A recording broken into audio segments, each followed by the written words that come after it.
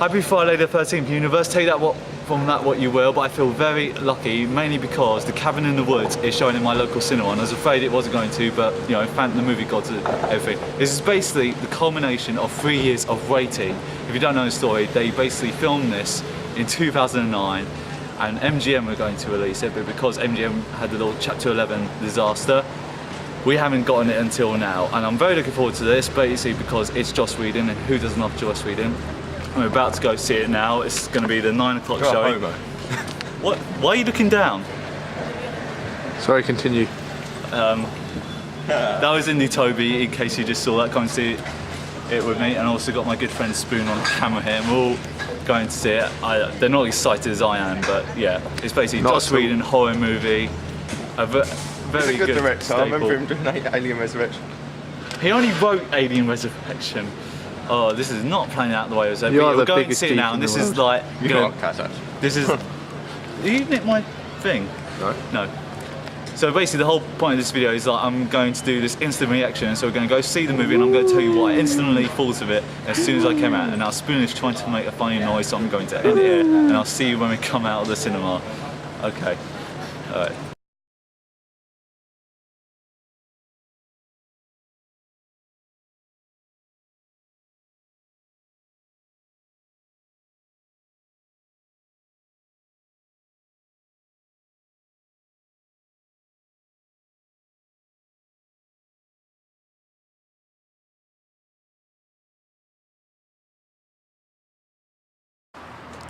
Okay, so I've just walked out of Cabin in the Woods, and this is my instant reaction. It's bonkers, absolutely bonkers, but in a great way, in a really entertaining way. I thought this is a film that's really made by horror fans and for horror fans. Keeping that in mind, I don't think horror fans will find this quite scary. There are scares in it, like the screening I just saw, and there was people in there who were screaming and jumping out of their seats, which I always find fun. But I thought it's a really special film for horror fans, for me anyway. It feels like it does for horror what Kick-Ass did for the comic book genre, like staying true to its roots, but giving that a little twinge just to make it different.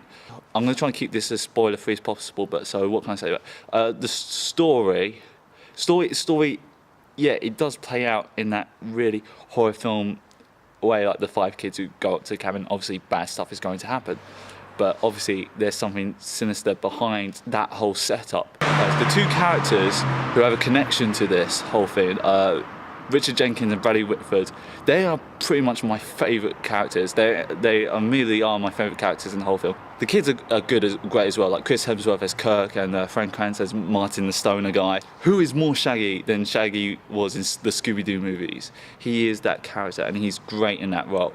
But yeah, Richard Jenkins and Bradley Whitford are just so freaking lovable, even though they're part of this whole sinister thing.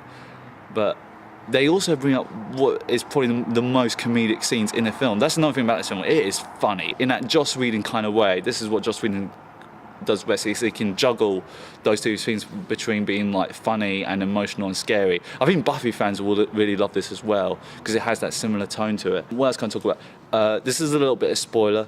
There are monsters in this film, but the way that these monsters are introduced and why they're introduced, it is just so freaking clever and witty. I was just like, holy plums, like, I think it's a film that really horror fans will definitely get and will really like. What else can I talk about?